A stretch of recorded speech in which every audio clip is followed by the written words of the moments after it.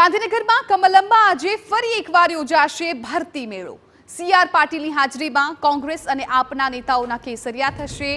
મધ્ય ગુજરાત અને ઉત્તર ગુજરાતના નેતાઓ કેસરિયા કરશે। કોંગ્રેસના નેતાઓ સહિત પૂર્વ ધારાસભ્યો ભાજપમાં જોડાશે। લોકસભા 2024 પહેલા વિપક્ષી દળોને ઝટકા પર ઝટકો।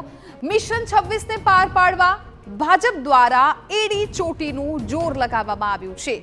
ત્યારે આજે ફરી એકવાર ભાજપનો ભરતી મેળો।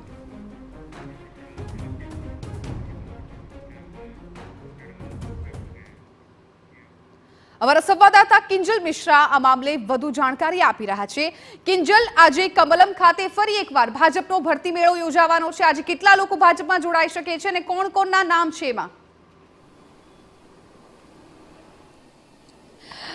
जी देखो, ચોક્કસ ભાજપ હંમેશા સરપ્રાઇઝ ફેક્ટર અને હંમેશા કંઈક નવું કરવામાં માનતું હોય છે। ભાજપ દ્વારા જ્યારે પણ જીત થતી હોય છે ત્યારબાદ જીત બાદ પણ વધુ જીત કેવી રીતે થઈ શકે અથવા તો જે જગ્યાઓ હાર્યા છે તે જગ્યાઓ પર કેવી રીતે જીત થઈ શકે તે દિશામાં વિચારાતું હોય છે।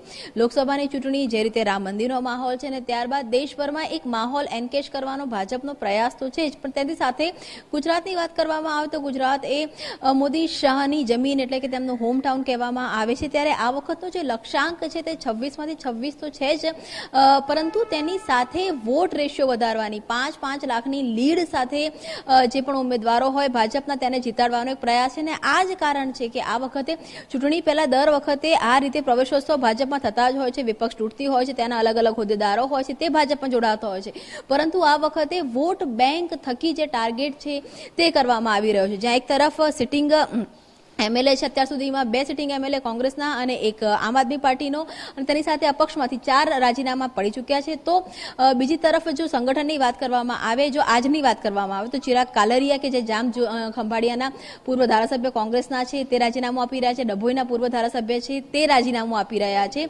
તેની સાથે સરપંચો, આજે 100થી વધારે સરપંચો છે તે ભાજપમાં જોડાવાના છે। આ ખૂબ જ સૂચક વાત છે, કેમ કે અત્યાર સુધી સરપંચની ચૂંટણી છે તે મેન્ડેટ વગર જ થતી હોય છે। ક્યારે પણ ગુજરાતમાં સરપંચની ચૂંટણી મેન્ડેટ સાથે થઈ નથી। અત્યાર સુધી હંમેશા ભાજપે સરપંચ સંમેલન કર્યા છે કે આ જેટલા સરપંચો છે તે ભાજપના સમર્થનમાં છે, પરંતુ આ વખત સત્તાવાર રીતે આજે વાત મળી રહી છે તે પ્રમાણે 100 જેટલા સરપંચ છે તે કેસરીઓ કરશે। તેની સાથે આગામી દિવસોમાં ચૂંટણી પહેલા સુધીમાં ભાજપમાં 5000 સરપંચ છે તે જોડાવાના છે। 10,000 અલગ અલગ વિપક્ષની જો વાત કરવામાં આવે, વિપક્ષમાંથી આમ આદમી પાર્ટી હોય કે કોંગ્રેસ હોય, 10,000 અલગ અલગ જે હોદ્દેદારો છે તે ભાજપમાં આવશે। હવે સવાલ એ છે કે આખરે આ કેમ કરવામાં આવી રહ્યું છે? આ તમામ છે એ વોટ બેંકનું ગણિત છે કે આ જેટલા પણ હોદ્દેદારો આવી રહ્યા છે તેમનો પોતાના વિસ્તારની અંદર, પોતાના સમાજની અંદર ક્યાંક એવો પ્રભાવ છે કે તે લોકો પોતાના જે વોટ છે તે વોટને ભાજપ તરફી કરી શકે છે। એટલે કે જે 5 લાખની લીડની વાત છે ત્યાં આ વખતે ભાજપ ગ્રામ પંચાયતથી લઈને લોકસભા સુધીના જે મતદારો છે તેને ભાજપ તરફી કરવા માટેનો એક જે પ્રયાસ છે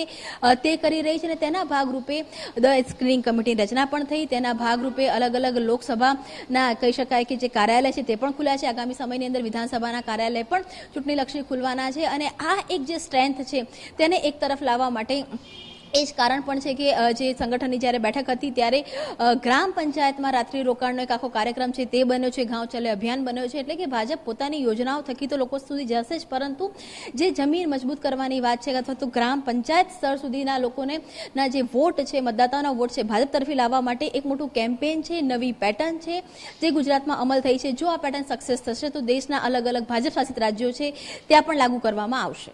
બિલકુલ કિંજલ, આભાર। એટલે કે આજે લોકસભા 2000 ચૂંટણીને લઈને જે પ્રકાર અત્યાર સુધીમાં ભરતી મેળો યોજવામાં આવ્યો છે ત્યારે ફરી એકવાર ભરતી મેળાનું આયોજન ભાજપ દ્વારા ઘણા બધા આપમાંથી અને કોંગ્રેસમાંથી જે નેતાઓ છે, જે કાર્યકર્તાઓ છે આજે ભાજપમાં જોડાવાના છે। કમલમ ખાતે તેઓ કેસરિયા કરશે અને આજે કમલમ ખાતે સીઆર પાટીલની હાજરીમાં તેઓ કેસરિયા કરવા જઈ રહ્યા છે।